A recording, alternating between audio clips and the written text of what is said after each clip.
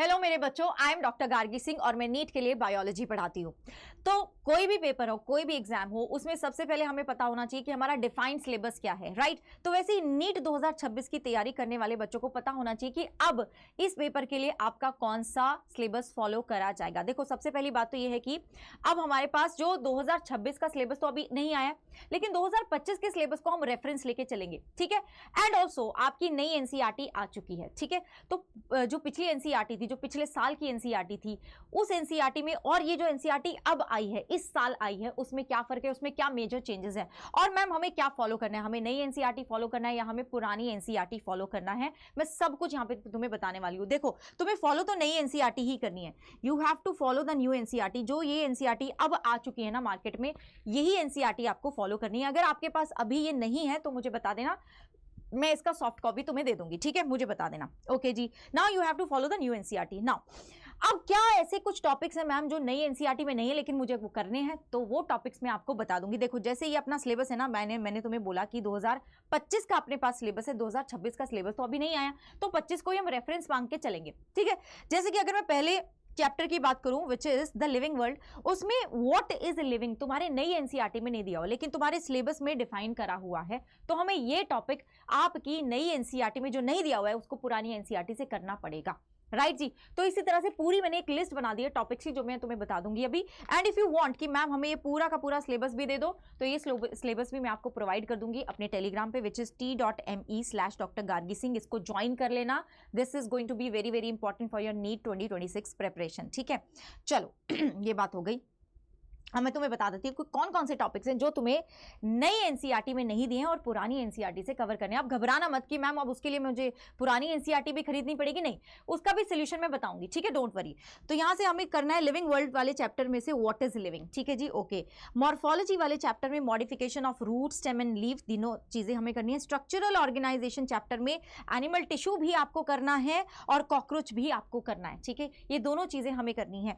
Anatomy में plant tissue हमें करना है, ओके। ऑर्गेनिजम्स एंड पॉपुलेशन में हमें अडेप्टेशन करना है। बेसिकली हमें ऑर्गेनिजम्स एंड पॉपुलेशन पूरा का पूरा जो चैप्टर है ना, वो पुरानी एनसीईआरटी के अकॉर्डिंग करना है। एंड एक और चीज, जो बायोटेक्नोलॉजी आपका चैप्टर है ना, बायोटेक्नोलॉजी एप्लीकेशन, उसमें आपको टिश्यू कल्चर भी करना है, ठीक है, उसमें आपको टिश्यू कल्चर भी करना है। माइक्रो प्रोपगेशन टिश्यू कल्चर में ही ये सब आता है, सोमैटिक हाइब्रिडाइजेशन, तो ये भी करना है आपको, ठीक है, ओके। एंड लाइफ साइकिल भी हमें पुरानी एनसीईआरटी से करने हैं। अब तुम अगर बोलोगे कि मैम मेरे पास तो पुरानी एनसीईआरटी है नहीं, तो क्या करना है, मैं उसका सोल्यूशन भी तुम्हें देने वाली हूं, ठीक है।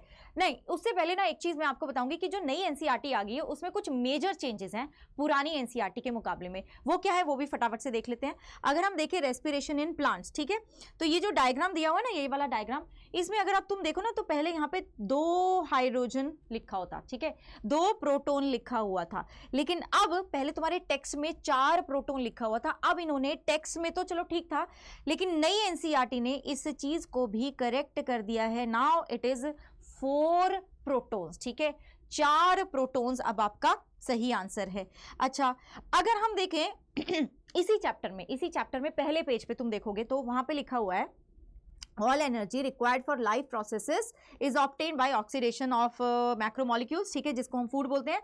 only green plants बोल रहे हैं कि only green plants and cyanobacteria can prepare their own food, ठीक है। लेकिन अब नई एनसीईआरटी ने क्या कर दिया है, ग्रीन प्लांट्स एंड साइनोबैक्टीरिया, इसको करेक्ट कर दिया। And this is very very important, क्योंकि हमें स्टेटमेंट वाले क्वेश्चंस में ओनली, एक्सेप्ट फॉर, उसी पे बड़ा डाउट हो जाता है, तो ओनली अब हट चुका है, सिर्फ ग्रीन प्लांट्स रह गया है।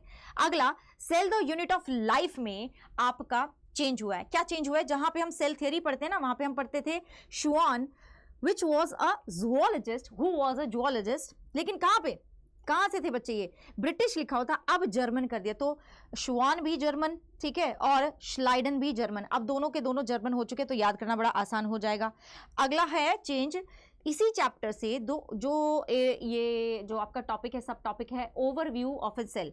यहां पे तुम देखोगे कि इस लाइन में लिखा है both prokaryotic and eukaryotic cell have semi fluid matrix, ठीक है, ये ठीक है, ये बात बिल्कुल ठीक है, लेकिन अगले पेज पे तुम देखोगे जहां पे प्रोकैरियोट्स का डिस्क्रिप्शन दिया हुआ है वहां पे इन्होंने लिखा है the fluid matrix filling the cell is the cytoplasm, but it should be semi fluid, क्योंकि पिछले पेज पे सेमी फ्लूइड लिखा है, तो अब ये भी करेक्ट हो चुका है, सेमी फ्लूइड कर दिया है इन्होंने। अगला जो चेंज आया वो आया तुम्हारे chapter breathing and exchange of gases, ठीक है। यहाँ पे जब आप रेस्पिरेटरी वॉल्यूम्स एंड कैपेसिटीज करते हो ना, तो tidal volume, inspiratory reserve volume जो और एक्सपिरेटरी रिजर्व वॉल्यूम जो है ना, वहां पे लिखा हुआ है additional volume of air, additional volume of air, a person can inspire, ठीक है, और अ पर्सन कैन एक्सपायर। अब इस चीज को इन्होंने हटा दिया है, सीधा आपका स्टेटमेंट शुरू हो रही है, a person can inspire by a forceful inspiration, उसको तुमने बोल दिया इंस्पिरेटरी रिजर्व वॉल्यूम, तो ये वाला लाइन हट चुका है, एडिशनल वॉल्यूम ऑफ एयर। अगला जो चेंज है वो है बायोमॉलिक्यूल्स में, जहां पे हम ये डायग्राम देखते हैं ना प्रोटीन्स का, तो जो ये सेकेंडरी स्ट्रक्चर है यहां पे तुम देखते हो ना बीटा प्लेटेड शीट लिखा है, plated, it should B pleated, तो अब इसको करेक्ट करके प्लीटेड कर दिया है, ठीक है, ओके। एंड ऑल्सो यहां पे हाइड्रोजन लिखा हुआ था, सिर्फ बॉन्ड नहीं लिखा था साथ में, अब हाइड्रोजन के साथ इन्होंने बॉन्ड भी लिख दिया है, ठीक है, अब हाइड्रोजन के साथ इन्होंने बॉन्ड भी लिख दिया है। अगला देखो लोकोमोशन एंड मूवमेंट में चेंज आया है। जब हम पढ़ते हैं ह्यूमन स्कल के बारे में तो यहाँ पे एक लाइन लिखी हुई है ना, single U shaped bone called hyoid is present at the base of buccal cavity and it is also included in the skull. Now ये वाली लाइन हटा दी गई है, सिर्फ यहां तक है आपका, सिर्फ यहां तक है, single U shaped bone called hyoid is present at the base of the buccal cavity, ठीक है, this is not included in school. ये एक और आपका चेंज हो गया। इसी चैप्टर में एक और चेंज है, जो ये 7.2 वाला जो आपका सब टॉपिक है मसल, यहाँ पे आप देखोगे कि पुरानी एनसीईआरटी में लिखा है Flagellar movement help in the swimming of spermatozoa, maintenance of water current in canal system of sponges, and in locomotion of protozoans like Euglena. Protozoans like Euglena. Whereas अब नई एनसीईआरटी ने इसको protist like Euglena कर दिया है। तो देखो ये बहुत मेजर चेंजेस है, क्योंकि छोटे छोटे चेंजेस अगर तुम ध्यान नहीं दोगे ना तो यार मतलब 4 नंबर लेने की जगह -1 हो जाएगा। All right, then chemical control and coordination में एड्रिनल ग्लैंड जो आपका टॉपिक है उसमें क्या लिखा है, our body has one pair of adrenal gland, one at the interior part of each kidney, interior part नहीं अबव आ गया है, अब इंटीरियर पार्ट को कट करके मतलब हटा दिया, इसको करेक्ट कर दिया है और क्या लिख दिया, अबव लिख दिया, तो these are also important. Interior part अगर लिखा है तो हम उसको फॉल्स करेंगे, अबव लिखा है तो हम उसको ट्रू कर देंगे। देन अगला जो आपका चेंज है वो है ह्यूमन रिप्रोडक्शन में इस डायग्राम में, ठीक है, this is the diagrammatic section view of ovary. वहां पे तुम देख रहे हो कि ओवम हम लिखते थे which is technically the secondary oocyte, तो अब इसको सेकेंडरी oocyte कर दिया है, अब तुम्हारी किताब ने इसको सेकेंडरी oocyte कर दिया है। देन बेटा जी नेक्स्ट है आपका एवोल्यूशन चैप्टर का चेंज, बहुत ही बड़ा चेंज मैं बोलूंगी। पहली जो आपकी किताब थी, पुरानी किताब हमारी बोलती थी कि यूनिवर्स जो है वो बना था कब, 20 बिलियन ईयर्स अगो पहले, लेकिन अब जो आपका नया किताब है वो बोल रहा है 13.8 बिलियन ईयर्स अगो पहले आपका यूनिवर्स बन चुका था, ठीक है, तो ये है। एंड इस तरह से आपको बायो को बिल्कुल अपडेटेड फॉर्म में पढ़ना है, और अगर आपको लगता है कि मेरे साथ बायो पढ़ के आपको बायो समझ में आती है, you know you feel like कि वो वाइब मैच होती है, वो फ्रीक्वेंसी मैच होती है, देन बेटा जी we have this new batch upcoming, ठीक है, कामयाबी बैच हमारा आ रहा है, जहां पे आपको एक्सेस मिलेगा हमारे दोनों बैचेस का। कामयाबी बैच आप लेंगे तो आपको उसके साथ विक्ट्री बैच भी मिल जाएगा, मतलब ये पूरी टीम आपको मिल जाएगी, ठीक है जी, बायो की टीम, फिजिक्स की टीम, देन केमिस्ट्री की टीम। बायो तुम्हें मुझसे पढ़ना है, ठीक है, फिजिक्स तुम्हें जैसे गौरव सर से पढ़ना है उनसे पढ़ सकते हो, केमिस्ट्री तुम्हें नितेश सर से पढ़ना है, हेमंत सर से पढ़ना है, जिससे भी पढ़ना है पढ़ो, कोई क्लैश नहीं है, ना ही तुम्हारा जब टेस्ट होगा, बैच का टेस्ट होगा, उसमें भी सिलेबस में कोई प्रॉब्लम नहीं आने वाली, syllabus is going to be the same for both the batches. तो इसमें आपको विक्ट्री बैच का एक्सेस भी मिल गया कामयाबी के साथ साथ। हमारे जो पुराने बैचेस थे, हमारे जो पिछले साल का 2025 के लिए जो रिवीजन बैच था, क्रैश कोर्स था, ऑल स्टार बैच, वो भी उसका एक्सेस भी आपको मिल गया है। एंड ऑल्सो मिशन 720 जो हमने प्रैक्टिस बैच लिया था उसका एक्सेस भी आपको मिल गया है, ठीक है बच्चों। उसके साथ साथ आपको 2 लेवल अप ई बुक्स भी मिल रही हैं जिसमें एडवांस मटेरियल है, ठीक है जी। ये अभी आपको मिल रहा है 5000 का, लेकिन 5000 का नहीं, ये आपको 3000 का मिलेगा।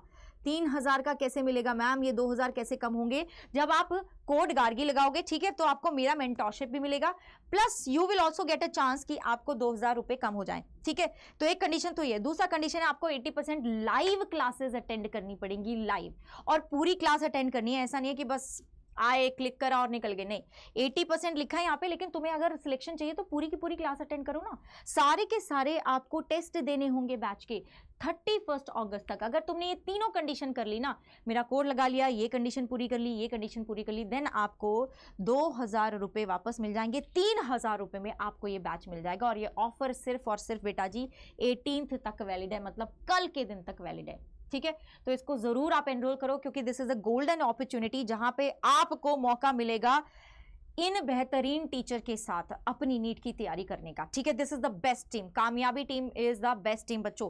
एंड इस ईमेल आईडी पे आप मुझे अपने स्क्रीनशॉट भेज सकते हो कि आपने मेरा कोड लगाया था, सो दैट मैं आपको अपने मेंटरशिप ग्रुप में ऐड कर लूं। This is the number where you can reach out to me personally अगर कोई दिक्कत आ रही है आपको बैच में। एक और चीज, अगर आपको लगता है कि नहीं मेरे को तो सब कुछ चाहिए एक साथ, क्योंकि ज्यादातर बच्चे इस ही चीज को ऑप्ट कर रहे हैं वन प्रो महापैक को, जहां पे आपको सारे बैचेस का एक्सेस है, ठीक है।